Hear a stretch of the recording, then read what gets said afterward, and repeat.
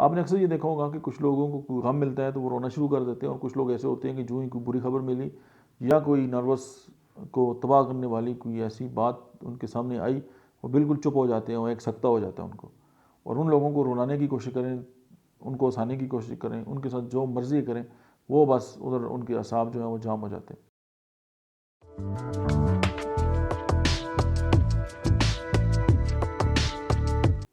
बिस्मिल्लाहिर्रहमानिर्रहीम। अस्सलाम वालेकुम। मेरा नाम डॉक्टर अहमद एजाज़ है और मैं सिमिल योमी क्लिनिक से हैदराबाद से आपसे मुखातब हूँ। आपने अक्सर ये देखा होगा कि कुछ लोगों को कोई गम मिलता है तो वो रोना शुरू कर देते हैं, और कुछ लोग ऐसे होते हैं कि जो ही कोई बुरी खबर मिली या कोई नर्वस को तबाह करने वाली कोई ऐसी बात उनके सामने आई, वो बिल्कुल चुप हो जाते हैं, वो एक सकता हो जाता है उनको। और उन लोगों को रुलाने की कोशिश करें, उनको हंसाने की कोशिश करें, उनके साथ जो मर्ज़ी करें, वो बस उधर उनके असाब जो हैं वो जाम हो जाते हैं, और वो बिल्कुल कोई आपको एक्सप्रेशन नहीं दे सकते।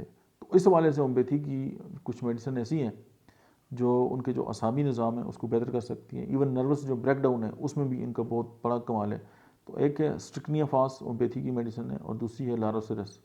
तो ये 2 अद्वियात जो हैं वो आप इसको 30 में मिलाकर जो है दिन में 4 बार जो है वो उस पेशेंट को दें, और उसकी जो इश्यूज़ हैं वो आप देखेंगे कि विद इन डेज़ जो हैं वो ख़त्म होना स्टार्ट हो जाएंगे। तो सख्ता के हवाले से होम्योपैथी की जो मेडिसिन जो है वो बड़ी शरोत भी रखती है। आप इसको इस्तेमाल करें और इसके जो फ़ायदे हैं वो हासिल करें, लेकिन कोई भी दवा होम्योपैथिक डॉक्टर के मशवरे बगैर इस्तेमाल ना करें। Thank you very much.